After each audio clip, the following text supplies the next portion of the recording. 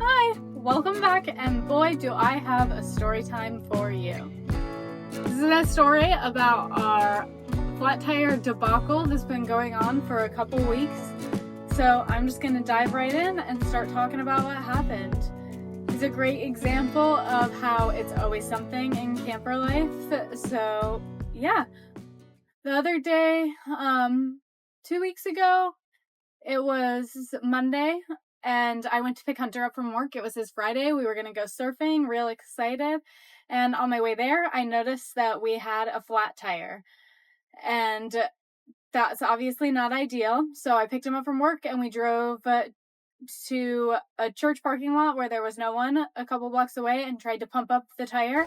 As we were pumping up the tire, we got a spray bottle and sprayed the tire, and it bubbled around a hole, so there was obviously a hole.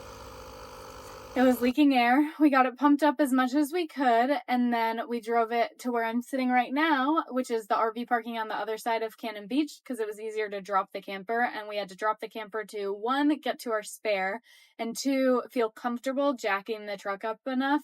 It was the rear driver's side tire. When we got over here, we pulled the jack out from underneath the passenger seat where it lives in Dodge trucks, and we realized that it was not tall enough to jack the truck up, so we went... After some thinking, we knew we had to get something under it, or we had to get another jack, and there were a couple firefighters standing with their vehicles next to us. They were just hanging out, not busy, so we went over and asked them if they had a jack. They were just with like a Suburban and an F-250, and they were like, no, I don't think we do have a jack.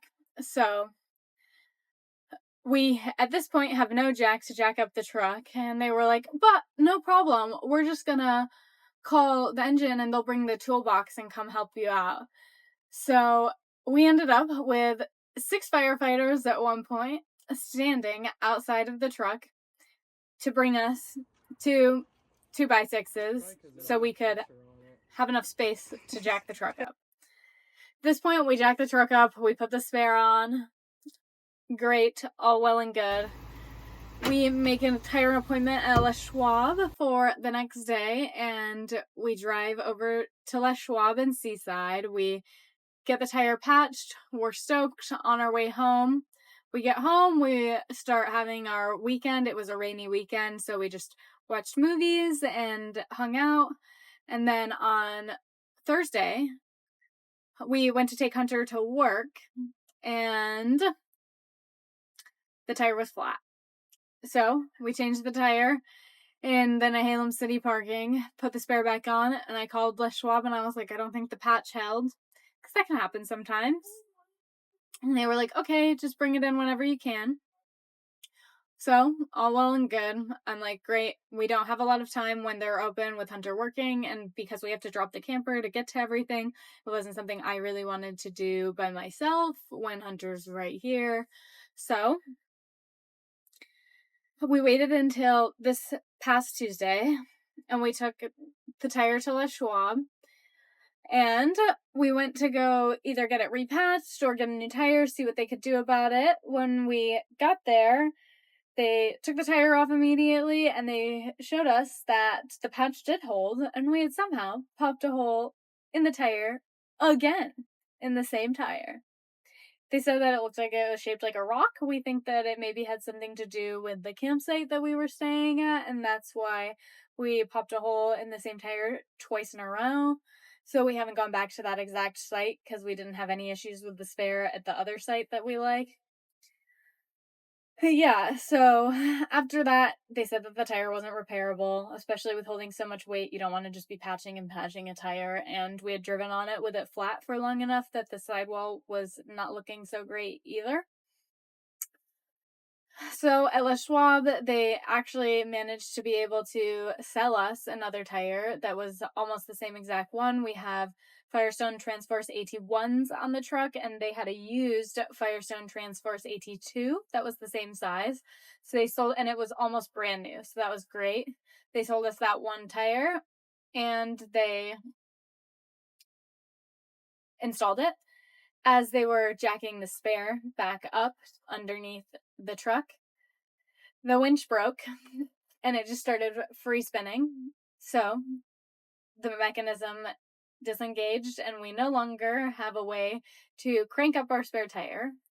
It was almost up, but it was loose enough that it wouldn't have been super safe for us to continue driving with it like that. So the man at Les Schwab was very, very helpful, and I 100% recommend the Seaside Les Schwab. They had amazing customer service both times that we were there. They helped us so much. But he cut the spare tire out of the winch with an angle grinder. He jacked up the tire to hold it up to the truck with 2 car jacks, and then he used an ankle grinder, cut the winch, and got the spare out. We still do not have a solution for getting a spare. For getting a new winch.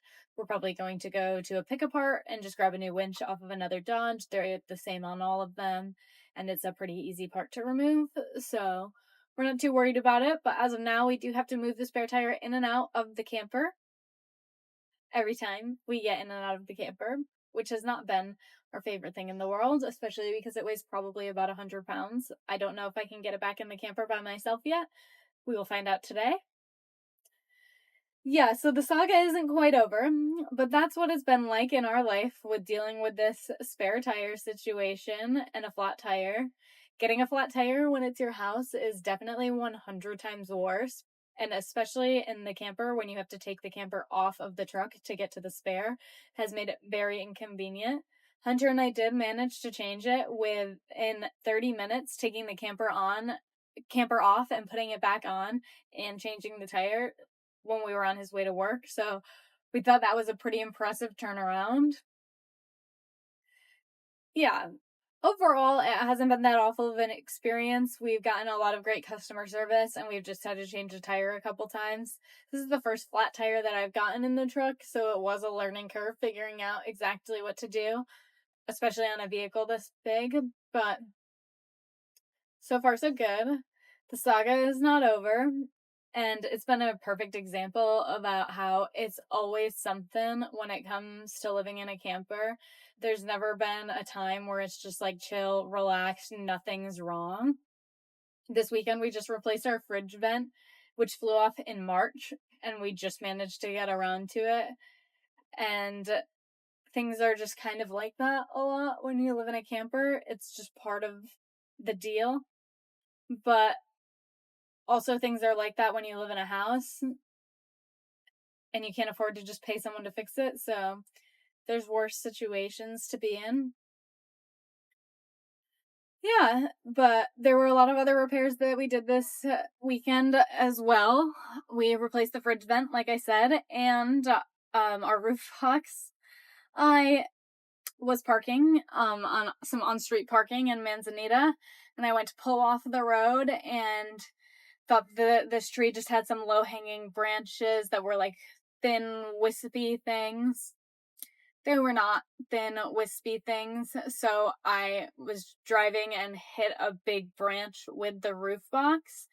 So that got dented in and broken, but we taped it back together with some Flex Seal tape, and it's looking pretty good. One minor change that needs to happen. We also fixed the fridge vent and put a new one in, which has proven to be very difficult because they're not 100% exactly the same size as the last one, but that's another video. And there was a top corner peeling. The siding was peeling off of the wood, so we just had to recaulk, and we put some Flex Seal tape over that just to be safe. But yeah, so this weekend was a weekend full of chores, which is okay, but it's definitely like always something living in a camper, and this tire was just a great example. We've been working really hard to just roll with the punches, but whether you have a new camper or an old camper, things definitely still go wrong, and it's just part of the deal. Campers aren't built that well, so that's also difficult, and when we're driving on dirt roads, gravel roads all the time, it's just not made to hold up to that. So you just have to do a lot of repairs, and this tire was a great example. It was hilarious thing to have 6 firefighters standing outside of our truck, not really helping us, just watching us change the tire. Yeah, that's been our tire debacle. Not so bad. Besides that, life has been good. We've just been surfing and making sure we get home at a decent time to eat our dinner, but not much to complain about. I spent the day cleaning, and then I'll spend the rest of the day editing this video.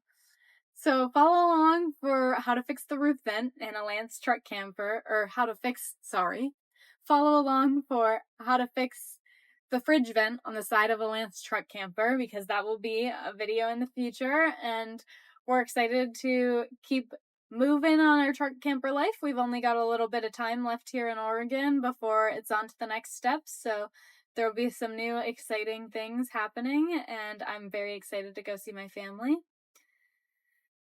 Yeah, so keep following for more national park stuff, camper repair stuff, and the whole shebang. And thanks for watching. Like and subscribe, and follow along for more. Bye!